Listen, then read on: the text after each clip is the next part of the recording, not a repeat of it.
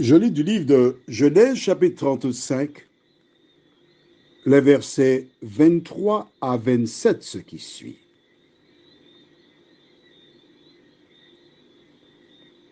Les fils de Léa, Ruben, premier-né de Jacob, Siméon, Lévi, Judas, Issachar et Zabulon. Fils de Rachel, Joseph et Benjamin. Fils de Bila, servant de Rachel, Dan et Nephtali. Fils de Zilpa, servant de Léa, Gad et Aser. Ce sont là les fils de Jacob qui lui naquirent à Padam Aram. Verset 27. Jacob arriva auprès d'Isaac, son père, à Mamré, à Kirjat Arba, qui est Hébron, où avaient séjourné Abraham et Isaac. Prions.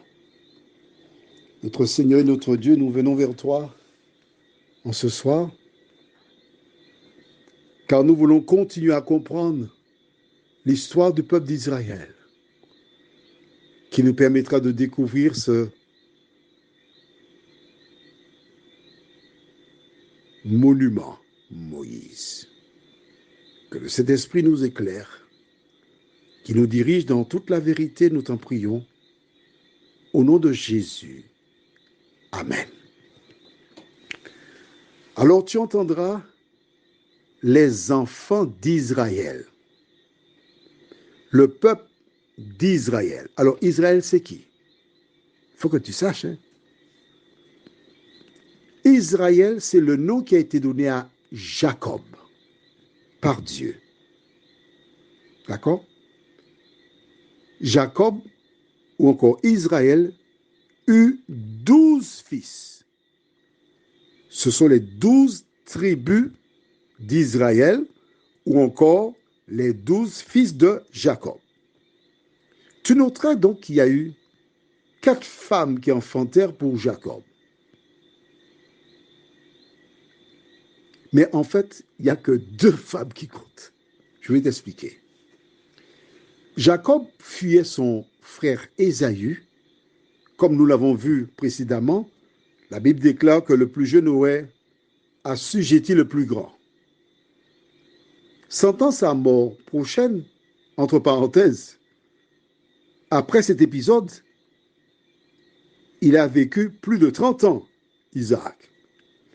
Alors il appelle son fils, parce qu'il aimait Ésaü plus que Jacob, préférence. J'espère que tu ne fais pas ça. Je m'adresse à toi, mais oui, c'est toi-même. Tu préfères tel enfant par rapport à tel autre enfant. Tu es plus généreux pour un enfant et l'autre en souffre. Si tu fais ça jusqu'à présent, demande à Dieu de te pardonner et change d'attitude parce que c'est pas bien. Le jour où tu fermeras tes yeux, celui qui a été lésé voudra se venger. Or, ce que tu dois rechercher, c'est qu'il y ait la paix entre tous tes enfants afin qu'ils soient solidaires. Tes enfants doivent être comme les doigts d'une seule main. Il y a 5 doigts, mais sur une seule main. Et c'est ensemble que les 5 doigts sont forts. Jacob, fuyant son frère Ésaü, partit. Il alla se cacher chez son oncle, le frère de sa mère. Et quand il arriva dans la contrée, il avait soif. Il voit des gens à un puits. Ils attendent que tout le monde soit là pour ouvrir, enlever la pierre pour boire. Et quand il voit une belle jeune fille venir, waouh! Mais si depuis Abraham, les hommes aiment voir les belles femmes. Il va enlever la pierre. Qui es-tu? Je m'appelle Rachel. Je suis la fille de Laban. Il l'embrasse et commence à pleurer parce que c'est sa cousine Germaine. Attention, en ce temps-là, les mariages étaient permis entre cousins germains. Elle lui dit, je suis Jacob, le fils de Rebecca, sœur de ton père. Oh, Rachel court, elle va dire à son père Laban, voici j'ai rencontré Jacob, le fils de Tati Rebecca. Il est amoureux de Rachel. Mais Rachel a une grande sœur qui s'appelle Léa. Que se passe-t-il? Il décide de travailler 7 ans, c'est la dot pour Rachel. Mais là-bas, il n'y a pas beaucoup d'hommes. Laban voit que Jacob est un travailleur, un homme qui est au top. Il a une idée lumineuse. Il organise le mariage. En fait, c'est que Jacob dit, mais écoute, il y a 7 ans déjà. De moi, Rachel, qu'est-ce que je dois attendre encore? Ah, c'est effectivement le coquin. Il prépare le mariage de Rachel et Jacob. Lorsque les festivités sont achevées, les lumières s'éteignent, il déguise Léa, la sœur aînée, qui part avec Jacob, convaincu que c'est Rachel. Ils entrent dans la tente. À l'époque, il n'y a pas de delco, il n'y a pas de lumière, et on n'a pas besoin de lumière. Jacob, qui est loin de ses parents, a un besoin d'affection, de tendresse, d'amour, de douceur. Il plonge comme un porc et dévore la nourriture qui lui a été apportée. La pauvre Léa, elle a intérêt, parce qu'on a certainement dû mettre sur elle le parfum de Rachel, tout pour que Jacob n'ait pas de soupçon. Elle est obligée de supporter les dents serrées parce qu'il ne faut pas qu'elle pousse un cri. Elle sera démasquée. Lorsque le jour se lève, il passe sa main dans sa chevelure. Au fur et à mesure, il aperçoit, il regarde, il voit c'est Léa. Ah, Léa, c'est quoi ça? Il va voir là-bas. Là-bas dit non, mon ami, c'est pas comme ça ici. Hein.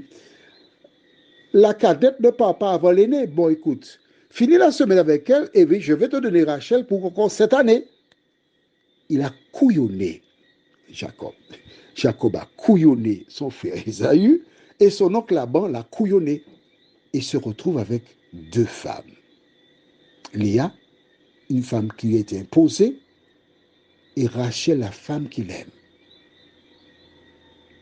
Léa fera des enfants et Rachel, elle est stérile, exactement comme Sarah, la femme d'Abraham, Rebecca, la maman de Jacob.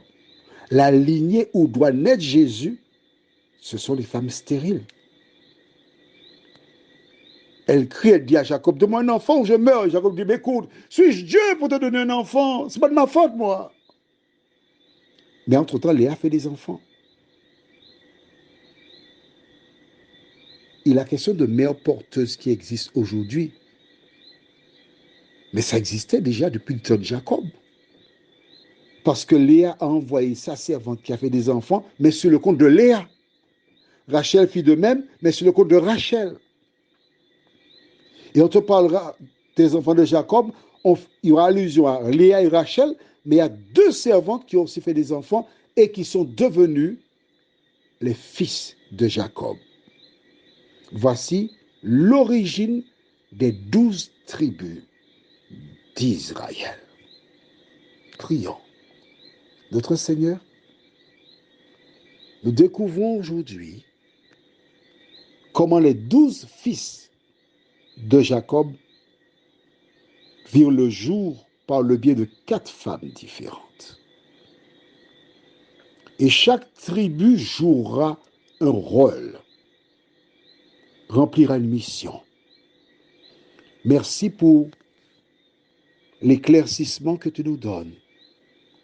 Permets que nous puissions nous rendre en tout temps dans ta parole afin de la découvrir et la mettre en pratique. Que le Saint-Esprit nous accompagne. Nous t'en prions au nom de Jésus pour ta gloire éternelle. Amen. Je te souhaite encore ce soir une meilleure nuit que celle d'hier, en espérant te retrouver demain soir, si Dieu nous prête vie.